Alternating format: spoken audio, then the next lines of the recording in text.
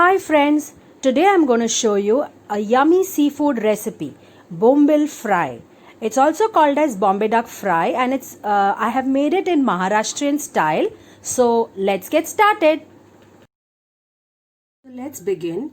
Here I have taken a few pieces of bombil or Bombay duck. So you can see how I have cleaned it. So it's like the fish is like this, like I have cut it into pieces and then just give a slit from in between, and that's how I have taken three pieces of the fish. Okay, even the vendor from whom you are buying it, she or he can also clean it and give it to you in this way. I've taken a steel plate and I have kept a kitchen towel on it, and we are going to keep this fish on this kitchen towel.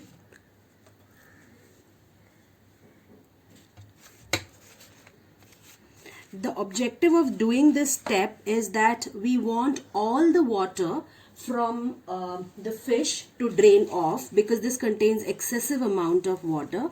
So to remove all the water, we have to keep it this way, and we'll cover it with another kitchen towel. And this is a traditional way how it is done in the Maharashtrian recipe. So we have to keep some weight on top. Okay, so I have kept my roti base on it. It is a heavy weight.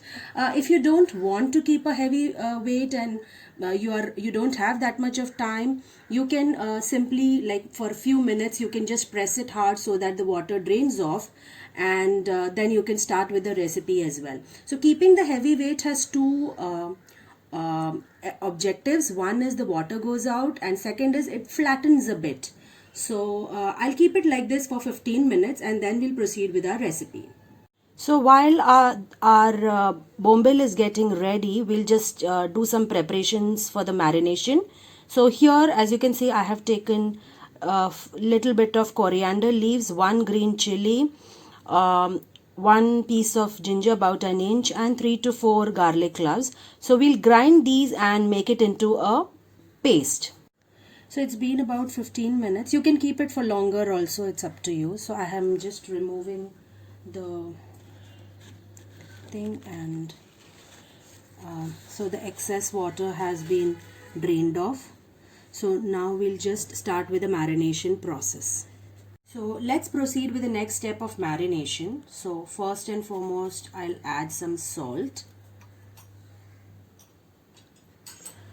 Next, we'll squeeze in half a lime. Next, the paste that we had made, it's ginger, garlic and coriander leaves. I have made it into paste. So we'll just put that as well. You can adjust the taste as per your choice.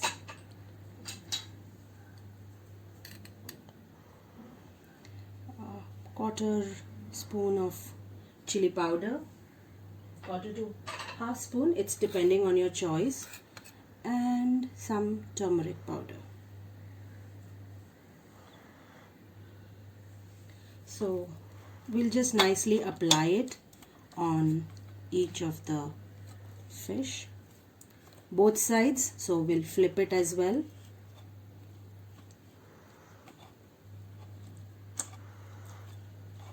And apply this, and we have to allow it to rest for say 15 to 20 minutes more. So it's been 15 minutes and you can keep it longer for marination as well. I've kept it for 15 minutes.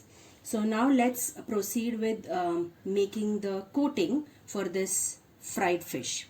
So in another plate, I am going to take about a bowl of rava or semolina suji, and we'll just spread it here. And I have taken about 2 to 3 spoons of rice flour, so that also we'll put it in, and then we'll mix it well and spread it in this plate. If you want, you can also add salt to the coating, but I'm not adding it here. Okay, so now for each of the fish, we are going to put it in this batter, in this coating. Okay, so we'll just press it nicely so that it nicely sticks to the other side.